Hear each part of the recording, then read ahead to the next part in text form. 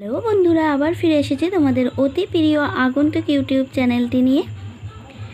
তো আজকের বিষয়টি আলোচনার আগে বলে রাখি, যদি তোমাদের আমার এই প্রশ্ন উত্তর তোমাদের সঙ্গে শেয়ার ভালো লেগে থাকে তবে অবশ্যই সাবস্ক্রাইব করো আমার আগন্তুক ইউটিউব চ্যানেলটি। আমার পাশে থেকো, আমাকে অনেক অনেক ভালোবাসা দিও, তাহলে আমার আরও নতুন নতুন ভিডিও তোমাদের সামনে নিয়ে আসতে অনুপ্রেরণা যোগাবে। তো প্লিজ সাবস্ক্রাইব মাই আগন্তুক ইউটিউব চ্যানেল। তো চলো ফিরে আসি আজকের প্রশ্নোত্তর আলোচনায়। আজকের প্রশ্ন হলো, সাবান ও ডিটারজেন্টের মধ্যে পার্থক্য লেখো। তো সমস্ত পার্থক্য যেমন আমরা লিখে এসেছি, দেখে এসেছি যে প্রথমে একটা টেবিল বানিয়ে নিতে হয় এবং সেটাকে তিনটে ভাগ করতে হবে। এক পাশে লিখব বিষয়, এক পাশে সাবান, একটা ডিটারজেন্ট। তো প্রথম বিষয়ের ভিতরেই আসবে সংজ্ঞা, কাকে বলে এই বিষয়টি।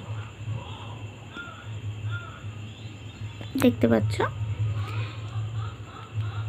প্রথমেই চলে আসবো কাকে বলে এই বিষয়ে। তো দেখতে পাচ্ছ সাবান কাকে বলে এখানে দেওয়া আছে। সাবান হলো উচ্চ আণবিক গুরুত্ব বিশিষ্ট বিভিন্ন জৈব ফ্যাটি অ্যাসিডের সোডিয়াম ও পটাশিয়াম লবণ।